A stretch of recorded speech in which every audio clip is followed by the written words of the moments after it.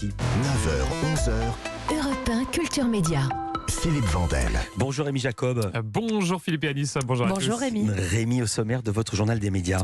Tout ce qui vous attend sur la chaîne télé que va lancer le Figaro, également le Who's Who qui change de main. On entendra son nouveau propriétaire ce matin sur Europe 1 et puis Canal+ qui vient de débuter le tournage de sa nouvelle série originale. Mais d'abord, on va démarrer par les audiences qu'ont regardé les Français hier soir, le top 3. C'est France 2 qui arrive en tête avec L'école de la vie, 2,6 millions de téléspectateurs et 12,4% du public pour la suite de la deuxième saison de cette série qui se passe, vous le savez, dans un lycée avec Julie Debona dans le rôle d'un professeur de français. Derrière, on retrouve TF1 avec Grey's Anatomy. C'était hier soir le retour de cette série médicale après un an d'absence sur TF1. C'est un retour plutôt timide, 2,5 millions de téléspectateurs, soit 11,7% de part d'audience. Enfin, France 3 clôture ce podium avec Secret d'Histoire, 2,3 millions de téléspectateurs et 11,6% de part d'audience pour le magazine présenté par notre camarade d'Europe 1, Stéphane Bern, qui nous emmenait hier soir, vous le savez, sur qui ? Sur les traces de qui, pardon ? Du tout. De D'Artagnan. Très intéressant, j'ai appris plein de choses. D'actualité. Europe 1, le journal des médias. On en sait davantage sur la chaîne télé que va lancer le Figaro. Oui, une chaîne baptisée Le Figaro TV Île-de-France avec une diffusion, vous l'avez compris, en région parisienne. Ça sera sur la TNT, sur le canal 34 plus précisément. Mais pour le reste des Français, elle sera accessible également sur les box internet. Alors, une trentaine de journalistes seront exclusivement dédiés à cette chaîne. Du côté de la grille des programmes, l'émission phare sera celle diffusée tous les jours à 19h en Access Prime Time. Elle s'appellera Bienvenue en Île-de-France. De nombreux autres programmes sont annoncés, parmi eux Le Figaro Imo ou Le Figaro la nuit. Quant au lancement, il est prévu lundi prochain à 19h. Le Who's Who change de main. Et oui, un nouveau propriétaire pour le célèbre dictionnaire biographique. C'est un ouvrage, vous savez, qui recense celles et ceux qui comptent en France. Il a été racheté par Franck Papazian. C'est le propriétaire du groupe d'école Media School qui détient également des titres de presse professionnelle comme Stratégie et CB News. Objectif pour lui, réveiller cette belle endormie, comme il l'explique au micro d'Europe 1 Culture Média. Réveiller la belle endormie, pour nous, c'est développer le potentiel extraordinaire de Who's Who avec cette partie événementielle, networking, en créant les dîners de Who's Who, les déjeuners de Who's Who, les débats du Who's Who. Nous allons également renforcer la partie éditoriale pour mieux mettre en lumière les personnalités qui sont dans le Who's Who. Nous allons créer le Who's Who Studio, à l'exemple du studio d'Harcourt, avec des grands photographes. Et nous pensons également à un think tank du Who's Who. Franck Papazian, le nouveau propriétaire du Who's Who. Cet annuaire recense 22 000 personnalités de tous les secteurs. Alors elles sont validées par un comité éthique bénévole, mais est-ce qu'il faut payer pour figurer dans ce fameux Who's Who ? Eh bien, j'ai posé la question à Franck Papazian. On ne paye pas pour rentrer dans le Who's Who, c'est un fantasme qui est parfois entretenu. On rentre dans le Who's Who parce qu'on mérite d'y être, parce que la vie qu'on a vécue, professionnelle ou personnelle, permet effectivement de rentrer dans cet annuaire, qui est un annuaire très sélectif. On a des biographes qui sont très exigeants, et c'est ce qui fait la force et la qualité du Who's Who. Franck Papazian, donc le nouveau propriétaire du Who's Who. On va partir du côté du Parisien aujourd'hui en France.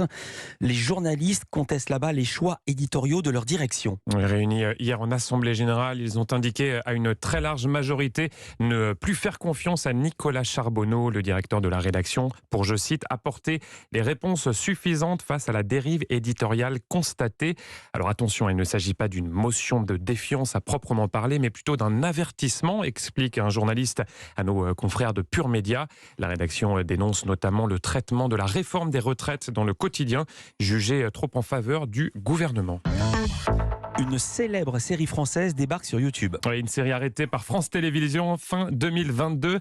Un feuilleton quotidien, plus précisément, qui se déroulait à Marseille, dans le quartier fictif de Mistral. Plus belle la vie. Trop facile, je vous propose d'écouter facile. le générique pour se mettre dans l'ambiance. Et qui vous aimiez donc cette série, On avait trouvé. quotidien. On n'a pas besoin de l'indice. C'est trop facile, mes quiz du matin. Et donc, Plus belle la vie qui va avoir une seconde vie sur YouTube. C'est ce qu'a annoncé hier son producteur Newen. Alors, pour l'instant, c'est la saison 1 qui est disponible et cela gratuitement. Il y aura ensuite d'autres saisons qui seront proposées sur la plateforme. Oh là là. Un autre générique. Ma jeunesse. Allez-y. Beverly Hills. Moi, je l'aurais pas reconnu. 90-210. Moi, j'avais déjà arrêté d'être jeune quand c'est sorti. C'est donc le générique de Beverly Hills. Et l'un des acteurs cultes de cette série va jouer dans une série de France 3. Et oui, Jason Priestley. Ah, Brandon. Alors, c'était qui Brandon, Qui le était frère en de couple Brenda. et qui était en couple avec Avec Kelly. Vous connaissez vos classiques. Et donc, Jason Et Priestley. on est là jusqu'à midi, si on continue comme ça. Et je suis persuadé que ça rappelle d'ailleurs beaucoup de souvenirs aux auditeurs d'Europe 1 qui nous écoutent en ce moment. Et Jason Priestley qui sera donc l'un des héros de Mort sur la piste. C'est le nom de ce téléfilm policier de France 3 dont le tournage vient tout juste de débuter. Alors ça se passe dans le milieu des courses automobiles. Ça devrait vous plaire, Ah ouais. mon cher Philippe. Alors tout commence avant les premiers essais des 24 heures du Mans avec la découverte du corps sans vie d'un pilote sur la piste du circuit. C'est ça le point de départ de l'intrigue. Et dans cette série, Jason Priestley jouera le rôle d'un flic, venu des États-Unis évidemment, et il donnera notamment la réplique à Olivier Marchal. Autre tournage, cette fois-ci du côté de Canal+. Oui, celui d'une série fantastique qui s'appellera Les Sentinelles. C'est la nouvelle création originale de Canal+, une série en 8 épisodes qui se déroulera pendant la Première Guerre mondiale. Au cœur de l'intrigue, un programme de recherche ultra secret, un top secret de l'armée française.